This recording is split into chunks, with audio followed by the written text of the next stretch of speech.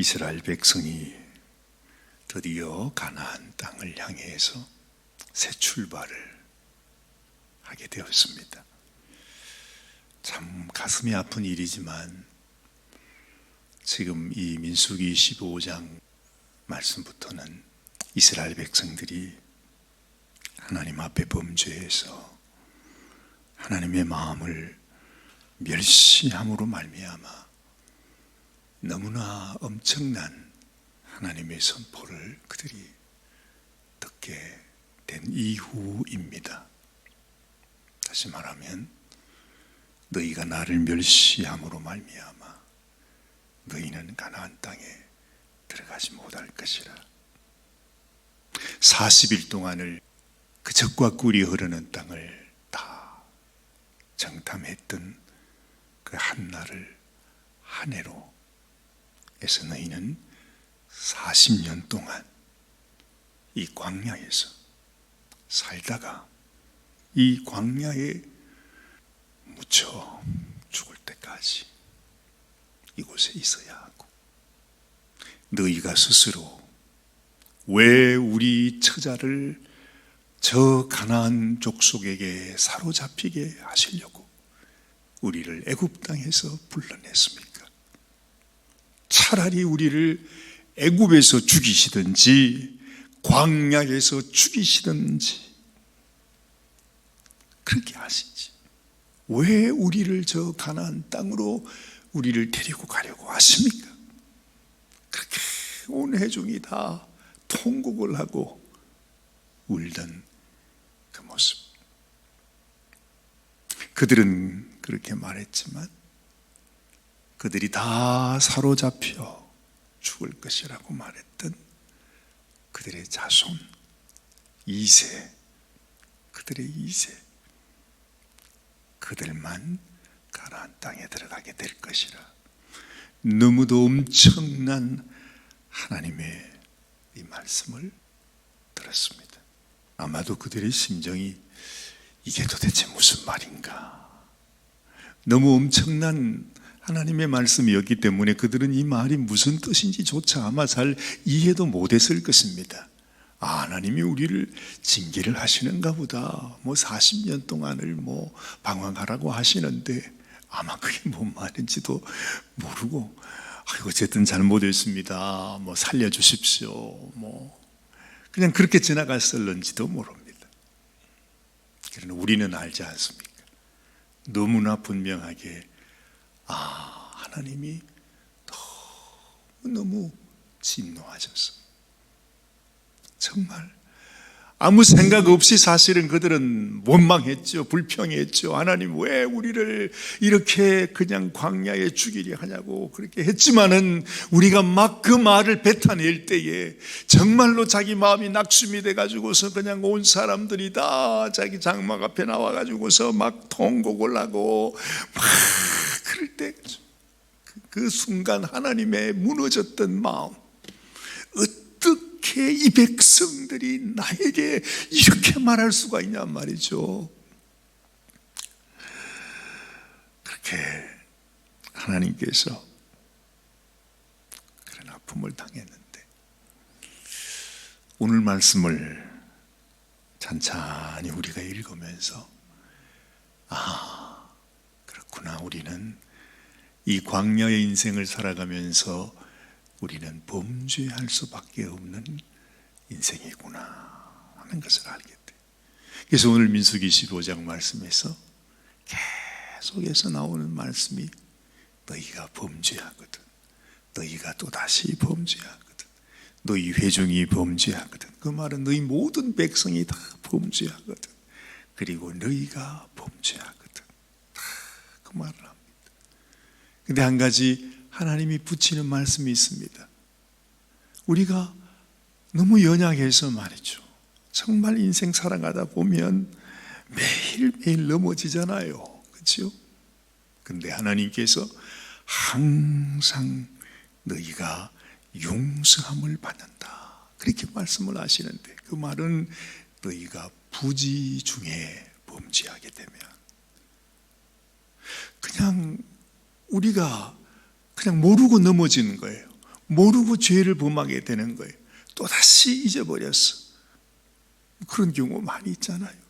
근데 하나님께서 너무너무 무서운 하나님 같은데 하나님이 우리 연약함을 너무 또한 잘 아셔서 너희가 부지 중에 범죄한 것은 하나님 앞에 나와서 하나님께 하나님 내가 잘못했습니다 하고 하나님 앞에 그냥 회개하면 하나님께 제물을 드리고 제사를 드리고 자기 죄를 용서함 받기를 원하면 하나님께서 다 용서해 주세요. 그것이 모든 회중의 죄인이든지 아니면 개인의 죄이든지 하나님이 다 용서해 주신다는 것입니다.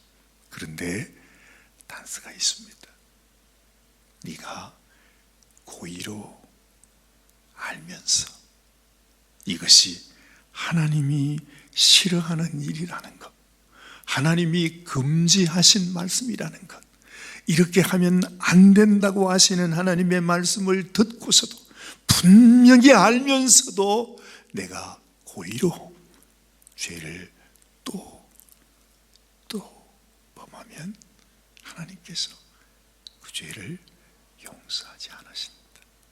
반드시 그는 자신의 죄로 인하여 하나님 앞에 끊어지게 된다는 말씀을 하십니다. 사실 너무 무서운 말씀입니다. 사실 그렇습니다, 여러분. 우리도 아니 저 역시도 우리가 신앙생활을 해나가면서 제일 무서운 일이, 제일 가슴 아픈 일이, 그리고 하나님 앞에 언제나 내가 죄인이 될 수밖에 없는 것은 하나님, 내가 하나님의 은혜를 아는데, 하나님의 사랑을 아는데, 하나님이 나를 얼마나 사랑했는지, 그리고 하나님이 얼마나 이 죄를 미워하시는지를 내가 알면서도, 분명히 알면서도 우리는 또다시 그 죄를 범하게 되는 것입니다. 참 가슴 아픈 일이죠. 어떻게 하면 좋죠? 또다시 하나님 이러면 안 되는데, 하나님 이것은 하나님이 하지 말라고 하신 것인데, 하나님이 싫어하시는 것인데, 그러면서도 우리 인생이 어쩔 수가 없어. 또다시 넘어지는 거예요. 참 가슴 아픈 일입니다. 얼마나 하나님께서 정말 어찌할 수 없는 우리의 이 죄악을 하나님이 용서하기 위하여 당신의 아들을 십자가에 죽일 수밖에 없었던 것은 그만큼 죄를 향하는 우리의 마음이, 죄에 끌려가는 우리의 이 모습이 너무 악하고 너무 연약해서 넘어지고 어찌하든지 이런 우리를 구원하시기 위하여 하나님께서 당신의 독생자를 우리를 위하여 십자가에 죽이셨구나 하는 것을 알게 되는 것입니다. 그럼에도 불구하고 여러분, 내가 주님을 바라봅니다, 내가 주님을 믿는다 말합니다. 그런데도 말이죠, 내 마음속에 또다시 죄로 말미암아 이 죄의 법, 사망의 법이 내 가운데 있어서 나를 이끌고 그냥 가는 거 아닙니까? 이게 사도 바울의 고백이잖아요. 오라 나는 공고한 자라. 이 사망의 몸에서 누가 나를 건져내랴, 누가 나를 구원할 수 있으랴. 이것이 사도 바울의 아주 핫한 탄식이었습니다. 정말 사도 바울조차도 하나님 앞에 서게 되니까 나는 죄인 중에 괴수가 될 수밖에 없는 거예요. 그러면 우리는 뭐 말할 것도 없지 않습니까? 정말로 이 사망의 몸에서, 이 사망의 법에서 나를 누가 건져낼 수 있으리요? 사도 바울은 그렇게 말해요. 오직 예수님, 오직 예수님. 우리가 이때에 그래 주님이 나를 위해 피 흘리셨다고 하는 이것이 이토록 이토록 깊이 젖어버린 나의 죄악의 모습, 다시는 그 죄악 가운데서 빠져나올 수 없는 그런 죄의 노예, 죄의 종, 마귀의 자식이 되어져 버린 이 인생을 주님이 건져내시기 위해 당신의 생명을 주실 수밖에 없구나. 우리는 또다시 내가 죄악 가운데 있으면서도 나를 위해 피 흘리신 예수 그리스도를 생각하고 기억하고 묵상하고 그 주님 앞에, 죄인된 내가 주님 앞에 서게 될 때, 주님, 내가 이런 죄인입니다 하는 것을 알게 되잖아요. 그렇죠? 그래서 오늘 하나님은 한 가지 방법을 주세요. 그것이 바로 오늘 이 마지막 부분에 나와 있는 이 옷에다가 술을 달게 하는 것입니다. 이게 무슨 말씀인가? 자, 보십시오. 37절 말씀, 여호와께서 모세에게 말씀하여 이르시되 이스라엘 자손에게 명령하여 대대로 그들의 옷단 귀에 술을 만들고 청색 끈을 그 귀의 술에 더하라. 이 술은 너희가 보고 여호와의 모든 계명을 기억하여 준행하고 너희를 방종하게 하는 자신의 마음과 눈의 욕심을 따라 음행하지 않게 하기 위함이라. 그래. 그 유대인들이 입는 옷에 말이죠. 그 옛날 이스라엘 백성들이 입는 그 옷에다가 술을 달라 하는 것은 옷에다가 무슨 노끈 같은 것들을 이렇게 달게 하는 것 같아요. 왜 예전에 우리가 그 여리고성에 살았던 라합의 집의 창문에다가 붉은 줄을 매달아라 그렇게 말하잖아요. 그걸 보면서 저게 라합의 집이다. 그것을 모든 이스라엘 백성들에게 다 알려서 너희가 다 여리고성 사람들을 죽일 때에 그 라합의 집 사람만은 죽이지 마라. 그것을 보고 한다 그랬거든요. 하나님께서 이미 이 옛날에 이들에게 옷단에다가 술을 달아서 내가 너희를 위하여 내가 너의 하나님이라고 하는, 너는 나의 백성이라고 하는 하나의 징표로서, 표시로서 그 술을 달게 하는 거예요. 그러면서 그것을 볼 때마다 나는 죄의 종이 아니라 하나님의 사람이다, 하나님의 종이다, 늘 그것을 기억하게 하도록 하셨다 하는 말씀입니다. 그렇죠? 저 모든 옷에 저런 술이 달려져 있어요. 저것을 보면서 너희가 너희의 하나님이 바로 나다 하는 것을 말씀해 주고 있는 것이죠. 여러분, 우리가 죄악 가운데 빠져나가는 것을 어찌할 수가 없어요.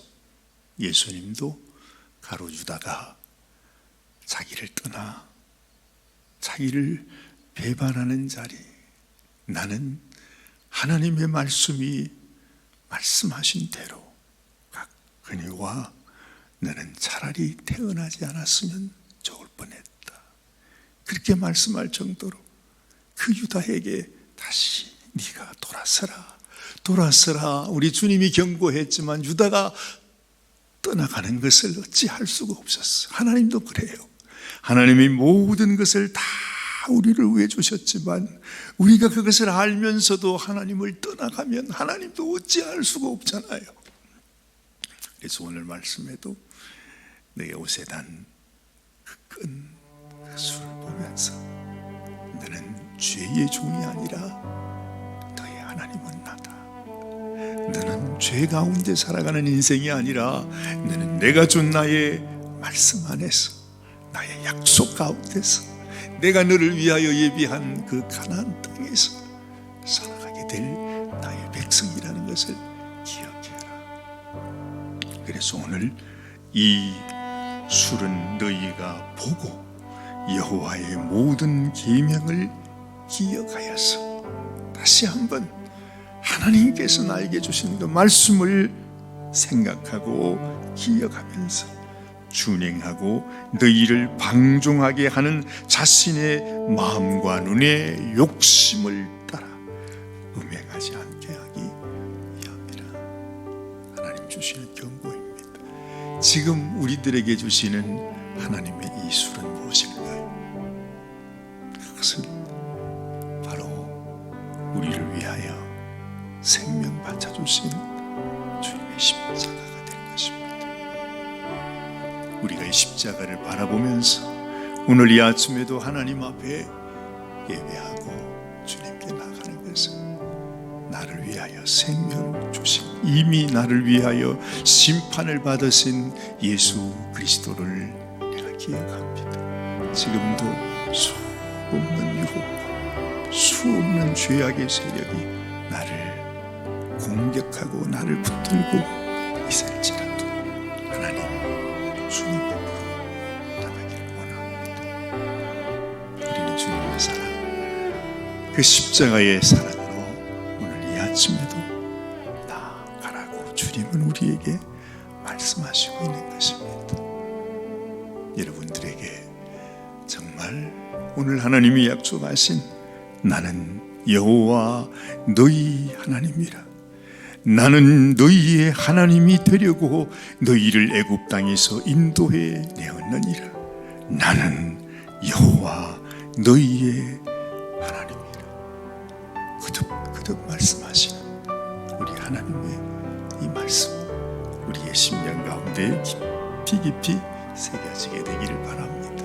기도하십시다. 하나님, 그렇습니다. 우리 주님은 우리를 위하여 당신의 생명을 주셨고, 너는 더 이상 죄의 종이 아니라 나는 나의 백성이라. 더 이상 너희는 이 죄악의 심판과 죄의 저주 아래 있는 자가 아니라 내가 너희를 위하여 십자가에 피를 흘림으로 인하여 자유함을 얻은 나의 백성이라. 하나님 말씀하십니다. 내가 너희의 하나님이 되려고 너희를 애굽에서 불러내었고 지금도 나는 너희의 하나님 여호와라 말씀하십니다. 하나님, 아무리 죄악이 우리를 엄습하고 우리를 이끌어 가려고 하고 우리에게 온갖 죄의 사슬로 우리를 묶고 있을지라도 우리가 예수 그리스도를 기억하고 나를 위해 생명 주신 주님을 바라볼 때에 아버지, 우리는 다시 하나님 앞에서 새 생명을 얻는 부활의 몸이 되어질 줄로 믿습니다. 오늘 이 아침에도 우리 십자가를 바라보면서 하나님 앞에 나아가는 당신의 귀한 성도들을 하나님 축복하여 주시고, 언제나 하나님께서 우리에게 주신 이 언약의 징표, 우리를 위하여 주신 당신의 그 보혈의 피를 우리의 가슴에 발라 하나님께서 너는 나의 백성이로구나, 너는 나의 자녀이로구나 하나님이 인정해 주시는 당신의 귀한 성도들이 되게 하여 주시옵소서. 오늘 이 하루도 하나님께 맡겨드리고 우리는 오직 하나님의 백성인 것을 고백하며 우리 주님의 그 놀라운 사랑과 은혜에 합당하게 살아가는 저 인생이 되게 하여 주시옵소서. 하나님께 감사드리오며 우리 주님 예수님의 귀하신 이름 받들어 간절히 기도드리옵나이다. 아멘.